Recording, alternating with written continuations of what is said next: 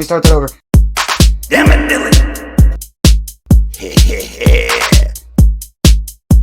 Pay attention! Are you ready? Let's do this!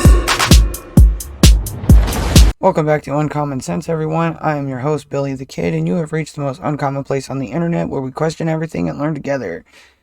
And today we are reporting from Oregon Catalyst. We've got an article here. Let me pull it up real quick. Here we go. Oregonian trashes Kotek in their endorsement. Well, isn't that interesting? Let's see what this says. By the Taxpayers Association of Oregon, OregonWatchdog.com.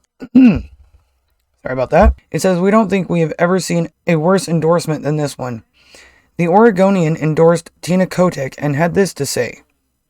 Our endorsement, however, comes with deep reservations about Kotek's ability to overcome partisan gamesmanship, show independence from her longtime donors, and lead with true commitment to all Oregonians. Her opponents accurately and convincingly laid out why so many, even in Kotek's own party, are wary of her taking the reins. From broken promises to legislation she pushed that favors Democratic donors and allies. The abuses of one-party rule and Kotek's own manipulations make this our most conflicted endorsement in recent years. Furthermore, she does not bring the same rigor or interest to improving education, however. She leans toward supporting a state education department recommendation to permanently remove a requirement that high school students prove proficiency in math, reading, and language arts, opening the door for students to earn diplomas with no more than D's on their report cards. While she said she would focus on ensuring districts use education tax dollars to improve outcomes, she has not provided much detail on how she would do so, contrary to her extensive plan on housing.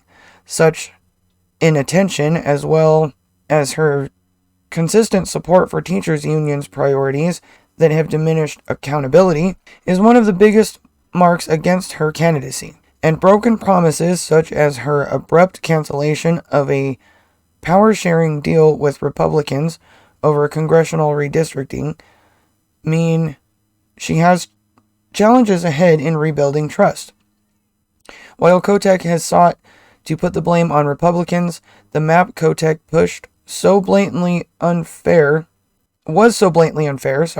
that not a single independent redistricting organization characterized it as accurately representative of Oregon's voters. That sentence was kind of a mouthful. Such negatives help explain why Drazen, 50, she looks good for her age, you guys, and Johnson, 71, both former state legislators, are appealing to so many voters. Contrary to how opponents are painting them, the two are not extremists. The Oregonian even exposes Governor Brown. State agencies that have failed repeatedly and inexcusably under Governor Kate Brown.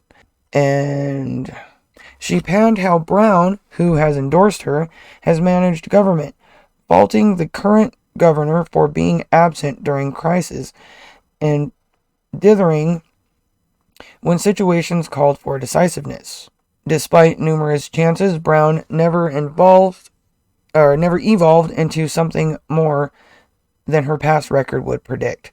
We have faith that Kotek can and will. Voters should give her the chance to prove it. One of the items the Oregonian uses to praise Kotek is inaccurate.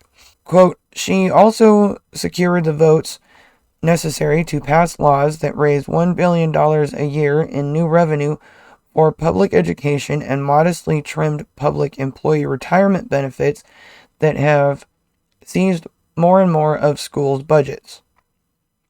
End quote. According to Oregon Catalyst, the state is still in $26 billion of debt to the public employee retirement system, something that even a purse executive once said was a Ponzi scheme because it was so dysfunctional.